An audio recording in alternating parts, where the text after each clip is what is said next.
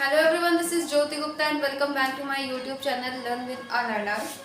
So 2-3 दिन के break के बाद फाइनली आज आपको न्यू वीडियो मिलने वाली है और इस वीडियो का टॉपिक होगा factors affecting stages of development, यानी कि वो सारे फैक्टर्स जो डेवलपमेंट को अफेक्ट करते हैं। वो ये जो factors affecting stages of development, ये टॉपिक जो है ये ग्रोथ एंड डेवलपमेंट में ही सब टॉपिक्स हैं। 1 या 2 क्लास आपकी और होगी ग्रोथ एंड डेवलपमेंट की। इसमें जितने भी छोटे छोटे टॉपिक्स होते हैं, जो सब टॉपिक्स आते हैं, वो सारे इसमें हैंडल हो जाएंगे, सारे कवर हो जाएंगे। उसके बाद हम न्यू यूनिट को स्टार्ट करेंगे। तो अभी तक शायद हमारी 4 क्लासेस हो चुकी हैं। ये हमारी 5वीं क्लास होगी, क्लास 5। और क्लास 5 में हम पढ़ेंगे factors affecting stages of development, वो सारे कारक जो कि विकास को प्रभावित करते हैं।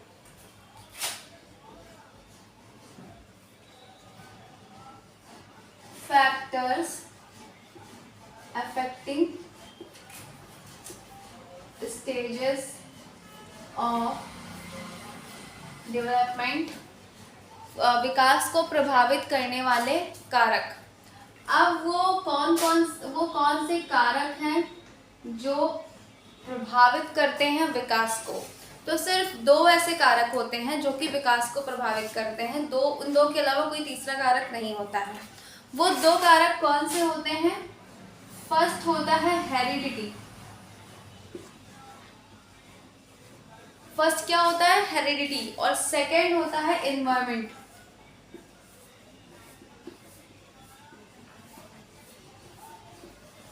हेरिडिटी और एनवायरमेंट। हेरिडिटी को हम वंशानुक्रम कहते हैं और एनवायरमेंट को वातावरण कहते हैं।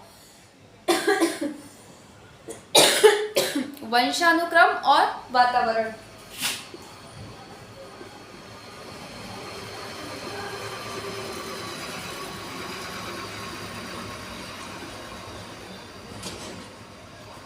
इसको हम नेचर और नर्चर भी कहते हैं। नेचर और नर्चर डिबेट एक टॉपिक है जिसको हम पढ़ते हैं, जो कि नेचर, हेरिडिटी को हम नेचर कहते हैं और वंशानुक्रम को, वातावरण को हम नर्चर कहते हैं। वंशानुक्रम और वातावरण, नेचर और नर्चर, प्रकृति और पोषण। अब ये प्रकृति और पोषण कैसे होता है इसके बारे में समझेंगे। वंशानुक्रम क्या होता है, हेरिडिटी क्या होती है? हेरिडिटी में वो सारे ही गुण आ जाते हैं, वो सारे फैक्टर्स आ जाते हैं, वो सारी चीज़ें आ जाती हैं जो हमें जीन्स के फॉर्म में अपने पेरेंट्स से मिलती है या अपने पूर्वजों से मिलती है। जनरेशन टू जनरेशन कुछ ट्रेट्स होते हैं जो कि ट्रांसफ़र होते रहते हैं। इनहेरिटेड ट्रेट्स होते हैं जो ट्रांसफ़र होते हैं जनरेशन टू जनरेशन। वो सारे ही ट्रेट्स, वो सारे ही गुण हेरिडिटी होते हैं जो कि हमारे अंदर इनकोड होते हैं। और फिर मैच्योरिटी के साथ साथ वो सारे ही ट्रेट्स अनफोल्ड होते रहते हैं और हमारे अंदर वो सारे गुण दिखाई देते हैं। अब इसके अंदर क्या क्या आएगा हेरिडिटी के अंतर्गत? जैसे कि डीएनए का ट्रांसफ़र होता है और इन डीएनए में ही जीन्स के थ्रू हमारे अंदर गुणों का ट्रांसफ़र होता है। ठीक है, बच्चे के अंदर कह सकते हैं, बच्चे के अंदर गुणों का ट्रांसफ़र होता है। अब इसमें क्या आता है, जो ट्रांसमिशन होता है उससे क्या क्या प्रभावित होता है, यानी कि जो हेरिडिटी है वो हमारे किस किस फैक्टर को प्रभावित करती है। वो होता है हमारा फिजिकल अपीयरेंस, हमारा फिजिकल स्ट्रक्चर जो होता है, और काफ़ी हद तक हमारा नेचर, हमारा बिहेवियर और हमारे इमोशंस। ऐसे कई सारे फैक्टर्स जो भी हम आगे पढ़ेंगे, ऐसे कई सारे फैक्टर हैं जो प्रभावित होते हैं हेरिडिटी से। वो क्या क्या फैक्टर होते हैं वो हम अलग पढ़ेंगे। और उससे पहले हम जान लेते हैं कि जो हेरिडिटी होती है वो स्टैटिक होती है, फिक्स्ड होती है, इसीलिए हम उसे नेचर कहते हैं। नेचर क्यों कहते हैं? क्योंकि नेचर का मतलब क्या होता है? जो चीज़ प्रकृति में पहले से ही विद्यमान है, जो हमारे आसपास पहले से ही विद्यमान है, वही नेचर होता है। तो जो नेचर होता है, जो हेरिडिटी होती है, वो फिक्स्ड होती है, स्टैटिक होती है। हेरिडिटी जो होती है वो फिक्स्ड होती है, स्टैटिक होती है, इसीलिए इसे नेचर कहते हैं, प्रकृति कहते हैं। ठीक है। और एनवायरनमेंट जो होता है वो डायनामिक होता है, परिवर्तनशील होता है, जिसको बदला जा सकता है। एनवायरनमेंट को बदलना इजी होता है, जैसे कि अगर हम कहीं किसी सिटी में रह रहे हैं, हम जाके दूसरे सिटी में रहने लगे तो हमारा इन्वायरमेंट अपने आप बदल गया। तो इन्वायरमेंट जो होता है वो डायनामिक होता है। लाइक इन्वायरमेंट अगर बदला जा रहा है, अगर अच्छा इन्वायरमेंट हम दे रहे हैं बच्चे को, तो कहीं ना कहीं उसका विकास जो है वो बहुत अच्छा होगा। लेकिन जो हेरिडिटी होती है वो निश्चित होती है, जो गुण होते हैं हमारे अंदर वो काफ़ी हद तक हमारे विकास को प्रभावित करते हैं। बट जीन्स में ऐसा भी होता है कि हमारे जीन्स में कुछ ऐसे गुण हैं, कुछ निगेटिव थिंग्स हैं जो हमारे अंदर आ गई हैं, उसको हम बहुत तो बदल नहीं सकते हैं, उसमें हम बहुत ज़्यादा परिवर्तन नहीं ला सकते हैं। बट अच्छा इन्वायरमेंट देके हम उसमें कुछ बेहतरी कर सकते हैं, कुछ परिवर्तन ला सकते हैं। तो कौन से फैक्टर हुए जो कि डेवलपमेंट को प्रभावित करते हैं? 2 factor, first heredity, second environment. Heredity यानी कि वंशानुक्रम, इसे नेचर कहते हैं, और एनवायरनमेंट यानी कि नर्चर, वातावरण। जो हेरिडिटी होती है वो फिक्स्ड होती है, स्टैटिक होती है, और जो एनवायरनमेंट होता है वो डायनेमिक होता है। हमारा फिजिकल स्ट्रक्चर, हमारी पर्सनैलिटी, हमारे कैरेक्टरिस्टिक्स और हमारी आईज का कलर, हमारे हेयर का टाइप, ये सारी चीज़ें हमारे पेरेंट्स से मिलती जुलती होती हैं, पेरेंट्स से मिलती हैं। तो आगे बात करते हैं। आगे एक छोटा सा फॉर्मूला होता है। फॉर्मूला क्या? डेवलपमेंट क्या है? डेवलपमेंट क्या है? तो इसे कहते हैं H/E, यानी कि एक ह्यूमन, एक पर्सन का जो विकास होता है वो क्या होता है? हेरिडिटी, वंशानुक्रम और वातावरण का प्रोडक्ट होता है। वंशानुक्रम और वातावरण का गुणनफल होता है। विकास क्या है? वंशानुक्रम और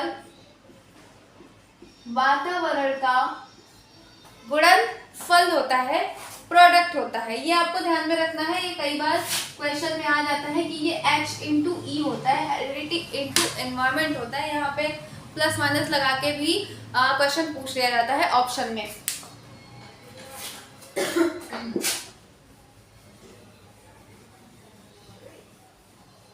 अब बात करते हैं वो सारे ही फैक्टर्स, वो सारी ही चीजें जो कि हेरिडिटी से प्रभावित होती है।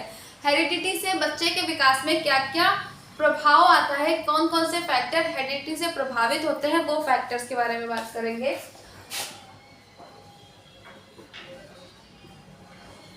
हेरिडिटी से प्रभावित होने वाला जो फर्स्ट फैक्टर होता है वो हमारा फिजिकल अपीयरेंस, या इसे हम फिजिकल स्ट्रक्चर भी कह सकते हैं। फिजिकल स्ट्रक्चर यानी कि हमारा बॉडी की हमारी शारीरिक संरचना,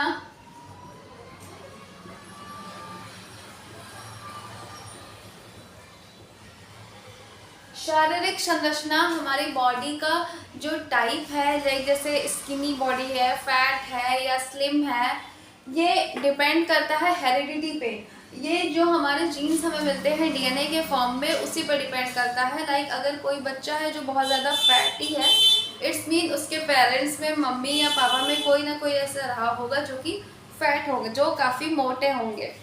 इसलिए तो हमारा जो शारीरिक संरचना होता है, हमारी जो फिजिकल अपीयरेंस होती है, वो हेरिडिटी से प्रभावित होती है। उसके बाद आता है इमोशंस। इमोशंस में क्या होता है? इमोशंस कैसे प्रभावित होते हैं? जैसे कि जो इमोशंस होते हैं, फियर हुआ, जेलसी हुआ, एंगर हुआ, ये इमोशंस हर किसी में होता है। यानी कि डर हर किसी को लगता है, गुस्सा हर किसी को होता है, जेलसी हर किसी को होती है।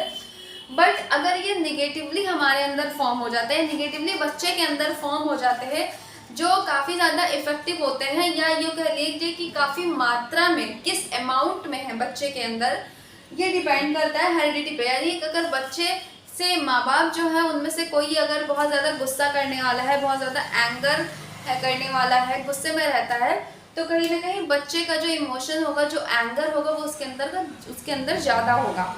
एंगर उसके अंदर ज़्यादा होगा, जेलसी उसके अंदर ज़्यादा होगी अगर पेरेंट्स ऐसे हैं तो। बट ये भी होता है कि अगर उसे अच्छा इन्वायरमेंट मिल रहा है तो कहीं ना कहीं उसके एंगर और उसकी जेलसी पे कंट्रोल होगा, उसमें चेंज आएगा। अच्छा इन्वायरमेंट देके हम हेरिडिटी में जो जैसे इमोशंस होते हैं उनको चेंज कर सकते हैं। जैसे कि मान लीजिए हमारी आईज का कलर, वो भी हेरिडिटी से ही आता है। जो माँ बाप का ऐसा कलर होता है उनसे ही मिलके हमारा कलर बनता है। आईज का कलर, हमारे हेयर का टाइप, हमारी स्किन टोन फेयर है, कॉम्प्लेक्शन है, कैसी स्किन, हमारा कलर कॉम्प्लेक्शन कैसा है, फेयर है, ब्राउन है, डस्की है, कैसा है, वो भी हेरिडिटी से ही आता है। बट हम अच्छा इन्वायरमेंट देके उसमें कुछ परिवर्तन कर सकते हैं, बहुत ज़्यादा नहीं। जैसे कि हमारे आईज कलर में हम परिवर्तन नहीं कर सकते, हम लेंस लगा लें तो हाँ हम अलग दिख सकते हैं, लेकिन जो हमारी आँखों का कलर है उसमें हम बदलाव नहीं कर सकते। बट अगर कोई बच्चा है जो बहुत गुस्से वाला है, जिसे गुस्सा बहुत आता है, तो हम उसे एक अच्छा इन्वायरमेंट देके, उसे अच्छी एजुकेशन देके या उसे अच्छी सी काउंसलिंग के द्वारा उसे ठीक किया जा सकता है। उसमें कुछ बदलाव आ सकता है, बहुत ज़्यादा बदलाव नहीं आ सकता है।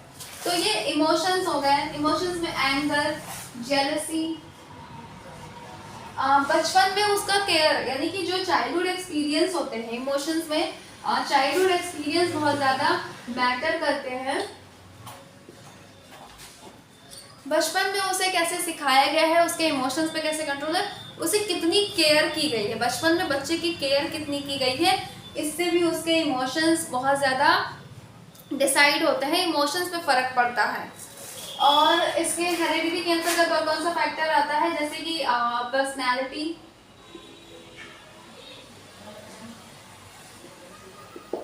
पर्सनैलिटी हो गया, कैरेक्टरिस्टिक्स हो गया,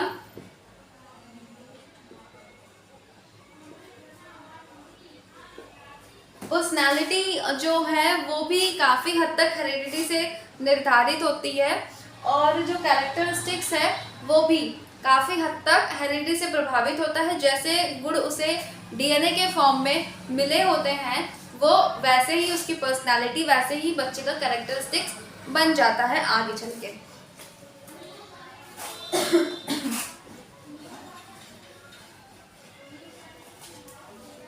अब बात कर लेते हैं जीन्स। जो मैं इतने देर से वर्ड बोल रही हूँ जीन्स, ये होते क्या हैं?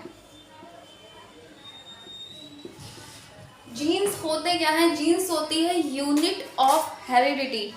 यूनिट ऑफ हेरिडिटी यानी कि जो गुण, जो ट्रेड्स, इनहेरिटेड ट्रेड्स जो हमारे पूर्वजों से, हमारी पिछली जनरेशन से हमारे अंदर आती हैं, हमें मिलती हैं, वो किस फॉर्म में, उनकी यूनिट क्या है? जीन्स है। यूनिट ऑफ हेरिडिटी,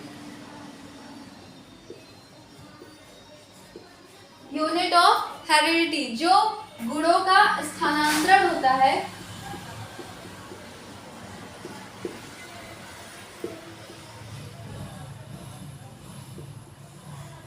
गुणों का स्थानांतरण होता है बच्चे के अंदर माँ बाप के द्वारा, उसकी यूनिट क्या है? जीन्स है। जीन्स के फॉर्म में हमारे अंदर गुणों का स्थानांतरण होता है।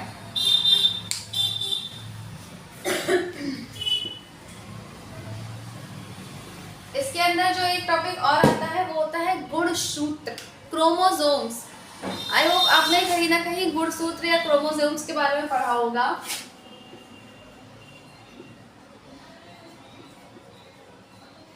क्रोमोसोम्स, जिन्हें हम हिंदी में गुणसूत्र भी कहते हैं।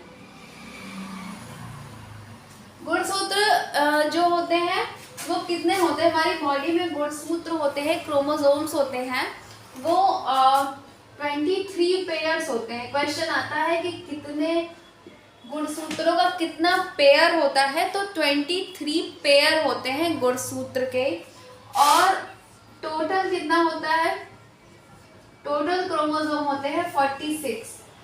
तो टोटल क्रोमोसोम 46 और 23 पेयर्स होते हैं हमारी बॉडी में। इन गुणसूत्रों से ही गुणों का ट्रांसमिशन होता है, गुणों का स्थानांतरण होता है। 46। और एक टॉपिक और आता है डाउन सिंड्रोम। डाउन सिंड्रोम एक तरह की बीमारी कह सकते हैं, एक तरह की प्रॉब्लम होती है जो कि जिसके आने से बच्चे के अंदर कुछ प्रॉब्लम्स आ जाती हैं। डाउन सिंड्रोम क्या होता है पढ़ लेते हैं। डाउन सिंड्रोम, जिसे हम ट्राइसोमी 21 भी बोलते हैं। ट्राइसोमी 21। अब ये क्या होता है कि जो 23 गुणसूत्र के पेयर होते हैं उसमें जो 21वां गुणसूत्र होता है, ये 21वां गुणसूत्र जो होता है उससे क्या होता है कि एक एक्स्ट्रा, अगर कुछ एक्स्ट्रा जेनेटिक मटेरियल हमारे अंदर फॉर्म हो जाता है, किसके कारण, 21वें गुणसूत्र के कारण अगर कुछ एक्स्ट्रा जेनेटिक मटेरियल हमारे अंदर फॉर्म हो जाता है तो डाउन सिंड्रोम की प्रॉब्लम हो जाती है, डाउन सिंड्रोम की कंडीशन हो जाती है। और डाउन सिंड्रोम से होता क्या है कि बच्चे को हार्ट की प्रॉब्लम हो सकती है, उसका जो मेंटल जो इल है या कोई मेंटल इल उसको हो सकता है, उसका फेस टेढ़ा मेढ़ा हो सकता है। बहुत सारी ऐसी प्रॉब्लम्स होती हैं जो डाउन सिंड्रोम से हो जाती है। जब बच्चे का बॉर्न होता है तभी, लाइक अगर बच्चा का बॉर्न हुआ और अगर उसका फेस कुछ टेढ़ा मेढ़ा है, उसको पहले से ही कोई सीरियस बीमारी है, हार्ट प्रॉब्लम है, कुछ ऐसा है, तो वो डाउन सिंड्रोम की वजह से होता है, जिसको हम ट्राइसोमी 21 भी कहते हैं। और ये 21वें गुणसूत्र से होता है। जो 21वां गुणसूत्र होता है वो अगर कोई एक्स्ट्रा जेनेटिक मटेरियल हमारे अंदर ट्रांसफॉर्म हो जाता है, कॉपी आ जाती है, तो उससे क्या होता है, उससे डाउन सिंड्रोम हो जाता है। और डाउन सिंड्रोम की सिचुएशन से बच्चे को हार्ट प्रॉब्लम हो सकती है, कई सारी फेस टेढ़ा मेढ़ा हो सकता है, ये कई सारी प्रॉब्लम है जो हो जाती हैं।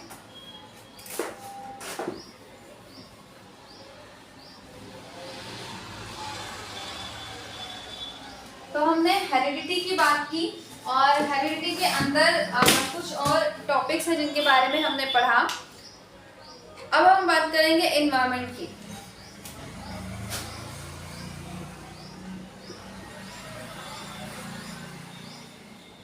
एनवायरनमेंट यानी कि वातावरण, यानी कि नर्चर, पोषण। हम नर्चर कैसा दे रहे हैं बच्चे को, ये भी डिपेंड करता है, उसके विकास को प्रभावित करता है। एनवायरनमेंट के जो फैक्टर्स होते हैं, एनवायरनमेंट के अंदर जो फैक्टर होते हैं, वो हम कैसा दे रहे हैं बच्चे को, ये भी उसके विकास को प्रभावित करेगा। जैसे कि नर्चर में फर्स्ट क्या आता है, बेसिक एमिनिटीज,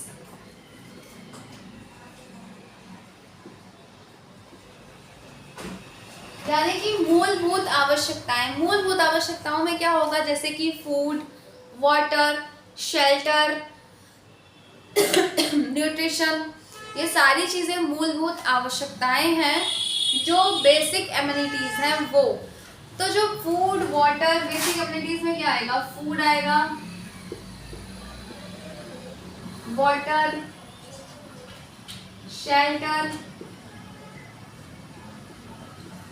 न्यूट्रिशन, ये सारी ही चीजें बेसिक एमिनिटीज में आएगा। अगर फूड, ये सारी चीजें उसको प्रॉपर मिल रही हैं तो कहीं ना कहीं उसका विकास, बच्चे का विकास बहुत अच्छा होगा। And lack of these facilities, अगर ये फैसिलिटीज उसको नहीं मिल रही है तो कहीं ना कहीं बच्चे को प्रभावित करेगा, उसके विकास को प्रभावित करेगा, उसका फिजिकल डेवलपमेंट अच्छा नहीं होगा, उसका मेंटल डेवलपमेंट नहीं अच्छा होगा। तो जो बेसिक एमिनिटीज हैं वो उसे अच्छी मिलनी चाहिए, फूड, वाटर, शेल्टर, ये सारी चीजें। बेसिक एमिनिटीज के बाद सेकेंड टॉपिक है सोसाइटी एंड कल्चर। सेकेंड जो है फैक्टर,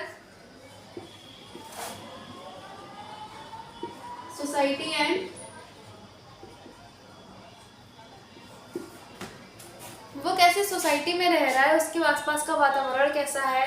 कल्चर यानी कि वहाँ का क्या कल्चर है, क्या रीति रिवाज है, क्या प्रथाएं चलती आ रही हैं, ये सारी चीज़ें भी बच्चे को विकास को प्रभावित करते हैं।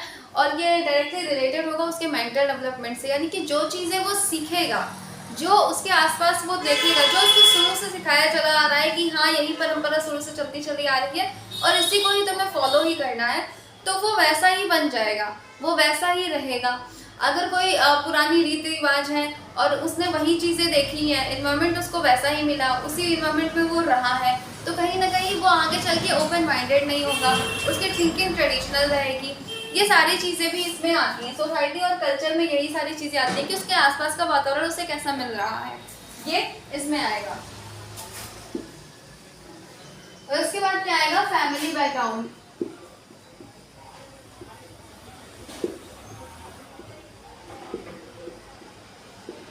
फैमिली बैकग्राउंड यानी कि उसका जो पारिवारिक वातावरण है वो कैसा है। आसपास का वातावरण तो प्रभावित करेगा ही, बट उसका पारिवारिक वातावरण और भी ज्यादा प्रभावित करेगा। जो उसका पारिवारिक वातावरण है,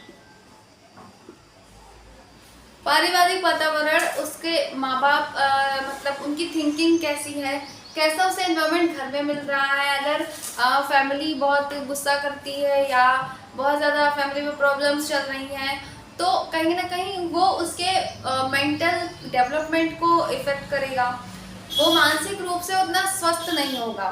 तो आसपास जो उसका फैमिली का वातावरण है वो कैसा है, उसे क्या सिखाया जा रहा है, उसे क्या चीज़ें सिखाई जा रही हैं, क्या चीज़ें बताई जा रही हैं, ये सारी चीज़ें भी इम्पोर्टेंट होती हैं।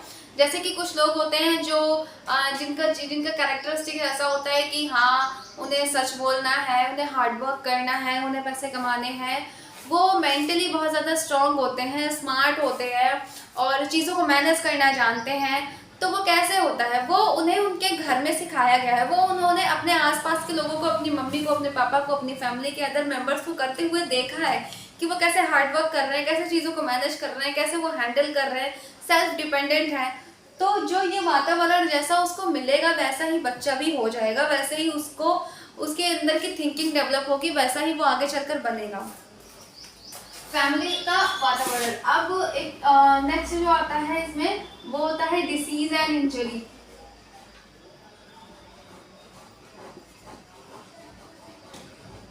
डिसीज एंड इंजरी, कोई किसी भी प्रकार की बीमारी या कोई भी इंजरी अगर हो गई है, लाइक अगर बच्चे को कोई फिजिकल मेंटल इंजरी है तो वो भी उसके विकास को प्रभावित करेगा। और एक चीज़ और होती है कि जैसे कोई किसी जनरेशन में कोई डिसीज थी, किसी जनरेशन में किसी भी तरह की कोई डिसीज थी, हेरिडिटी डिसीजेस जो होते हैं वो अगर था, तो वो भी कहीं ना कहीं बच्चे में दिख जाता है। कोई बीमारी रही होगी माँ बाप को, वो बच्चे में भी दिख जाएगी। और अगर एक जनरेशन में नहीं दिखता है तो कहीं ना कहीं वो किसी दूसरे जनरेशन में दिख जाता है। ये लॉज ऑफ हेरिडिटी के अंतर्गत आता है। लॉज ऑफ हेरिडिटी के कुछ लॉज हैं, 5-6 लॉज, जिसमें हम पढ़ेंगे कि जो डिसीज होती हैं, जो पूर्वजों की जिनमें जैसे कोई बीमारी हो गई, तो वो बीमारी जो है वो किसी न किसी जनरेशन में दिख जाएगी, वो पूरी तरह से ख़त्म नहीं होती। अगर एक जनरेशन में नहीं दिखा, लाइक अगर माँ बाप को है और बच्चे को नहीं हुआ, तो इसका मतलब ये नहीं है कि उसके आगे की जो आने वाली जनरेशन है उनको नहीं होगा, वो कहीं ना कहीं दिखने लगता है, प्रोमिनेंट हो जाता है। डिसीज और इंजरी। उसके बाद आता है टॉपिक स्कूल एजुकेशन का। स्कूल एजुकेशन के अंदर क्या क्या आता है। स्कूल एजुकेशन में करिकुलम, कैसा करिकुलम है, यानी कि पाठ्यक्रम।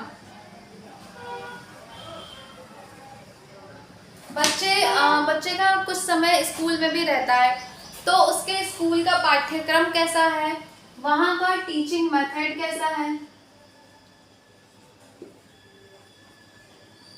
टीचिंग मेथड यानी कि जो शिक्षा का जो नियम है, शिक्षण पद्धति कैसी है, टीचिंग मेथड, और को करिकुलर एक्टिविटीज से कराई जा रही है कि नहीं।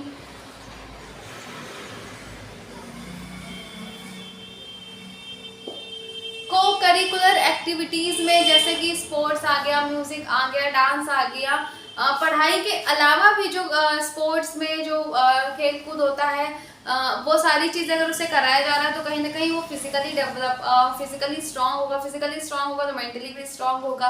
तो को करिकुलर एक्टिविटीज़ भी अहम भूमिका निभाता है, इम्पॉर्टेंट रोल प्ले करता है। टीचिंग मेथड कैसा है, करिकुलम कैसा है, इन शॉर्ट हम ये कह सकते हैं कि स्कूल की एजुकेशन उसकी कैसी है, स्कूल का इन्वायरमेंट हम बच्चे को कैसा दे रहे हैं, वैसा ही उसका विकास होता जाएगा, वैसा ही उसका हर पक्ष का विकास होगा। जैसा हम उसे स्कूल का इन्वायरमेंट देंगे, जैसा कि उसकी स्कूली शिक्षा होगी, वैसे ही उसका विकास होगा और उसके विकास के स्टेजेस को प्रभावित करता जाएगा।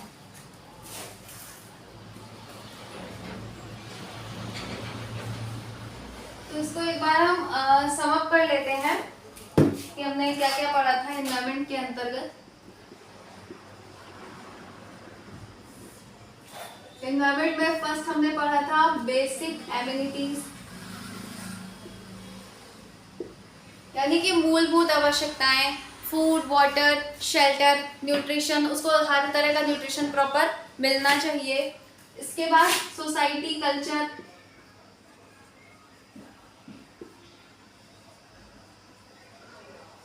यानी कि उसके आसपास का वातावरण और वहाँ का कल्चर कैसा है, वहाँ की संस्कृति कैसे है, क्या उनके नॉर्म्स हैं, क्या मूल्य हैं, क्या रीतियाँ हैं।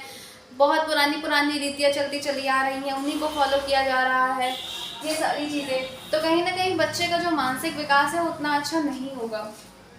सोसाइटी एंड कल्चर, उसके बाद फैमिली बैकग्राउंड, फैमिली का बैकग्राउंड कैसा है, ये तो सबसे ज़्यादा प्रभावित करता है बच्चे के विकास को, उसकी स्टेजेस को। फैमिली बैकग्राउंड के बाद हमने पढ़ा स्कूल एजुकेशन,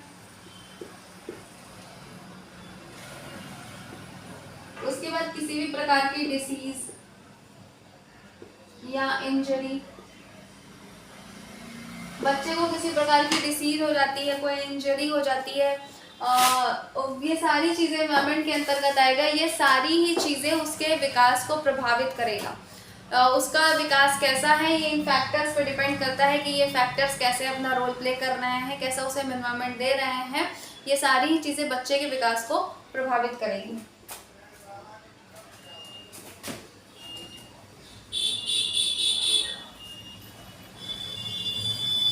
अब इसके अंदर ये छोटा सा टॉपिक आता है, वो है interaction of heredity and environment, और इसी में ही दो पॉइंट्स होते हैं, जीनोटाइप और फिनोटाइप। ये क्या होता है इसके बारे में हम पढ़ेंगे।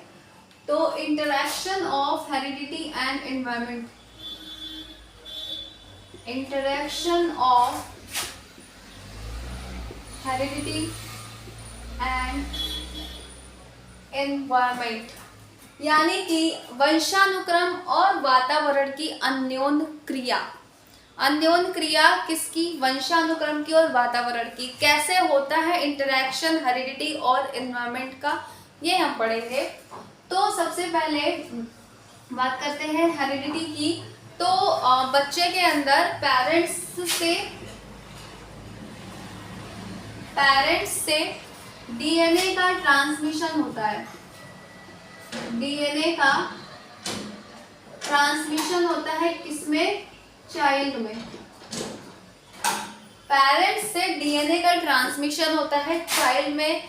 पेरेंट्स के अंदर जो इनहेरिटेड ट्रेड्स होते हैं, जो गुण होते हैं, वो बच्चे के अंदर जाते हैं। तो ये जो ट्रांसमिशन है, transmission of inherited trades in child is called genotype. इसकी हिंदी नहीं होती है, इसे इंग्लिश में भी हम जीनोटाइप एंड फिनोटाइप ही कहते हैं। तो जीनोटाइप क्या है? Transmission of inherited trades.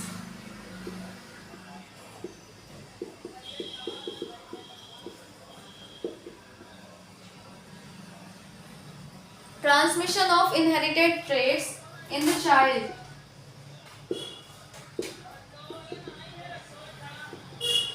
बच्चे के अंतर्गत जो वंशानुक्रम के गुण हैं, इनका ट्रांसमिशन, इनका स्थानांतरण ही क्या कहलाता है? जीनोटाइप कहलाता है। और इसके बाद ये जो डीएनए ट्रेड्स होते हैं, यानी कि जो डीएनए कोड्स होते हैं, ये जो डीएनए कोड्स हैं, ये एनवायरनमेंट के साथ मिलकर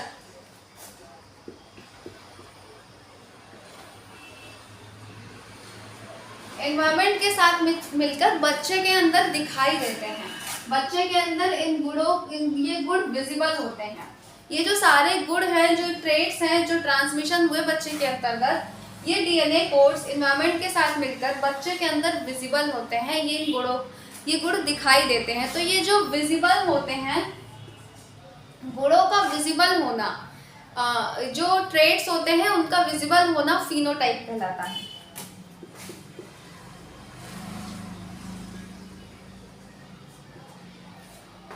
यानी कि जो गुणों को दिखना, जो इनहेरिटेड ट्रेट्स होते हैं, फिर ये जब बच्चे के व्यवहार में दिखने लगते हैं, बच्चे के बिहेवियर में, ऑब्जर्वेबल बिहेवियर में जो हमें दिखने लगते हैं, वही फिनोटाइप कहलाता है। फिनोटाइप क्या होता है? विजिबल ट्रेट्स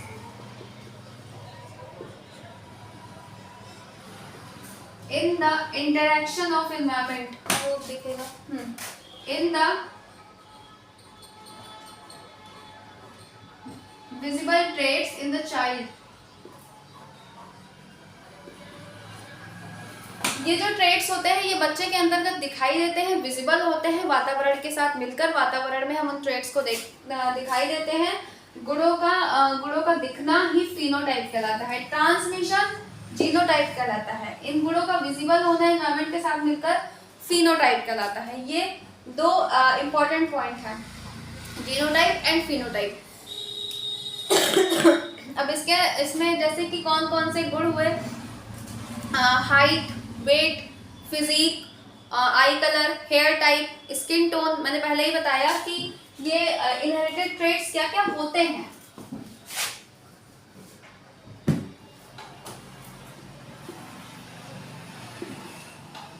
इनहेरिटेड जो ट्रेट्स होते हैं ये क्या क्या होते हैं, ये इसमें क्या क्या आता है? इसमें आ गया हाइट, क्या क्या हमें विजिबल होगा, दिखाई क्या देगा? हाइट हो गया, वेट हो गया, उसके बाद फिजिक, हमारी बॉडी का स्ट्रक्चर, हमारा पूरा फिजिक। उसके बाद इसमें क्या आएगा? आई कलर,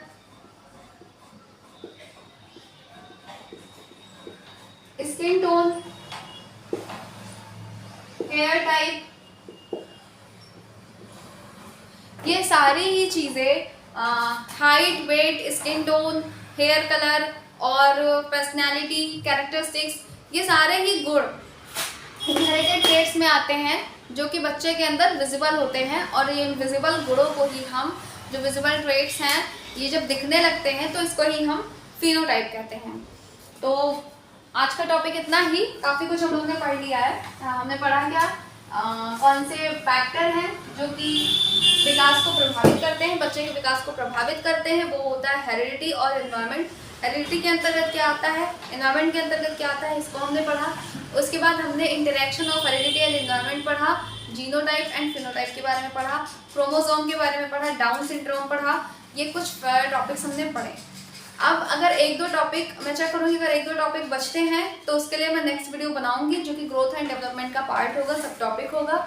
और अगर नहीं बचता है तो फिर हम कोई न्यू यूनिट स्टार्ट करेंगे जिसमें हम थ्योरीज पढ़ेंगे। साइकोलॉजी में, चाइल्ड डेवलपमेंट में बहुत सारी थ्योरीज हैं जो कि काफ़ी इंपॉर्टेंट है, सारे एग्जाम्स में पूछे जाते हैं। तो 10 से 15 थ्योरीज हैं, एक एक करके हम सारी थ्योरीज को पढ़ेंगे आगे आने वाली क्लास में, अपकमिंग क्लासेस में। सो आपको क्या करना है, आपको मेरा वीडियो लाइक करना है, चैनल को सब्सक्राइब करना है एंड सबके साथ मेरी वीडियो को शेयर करना है। Thank you so much.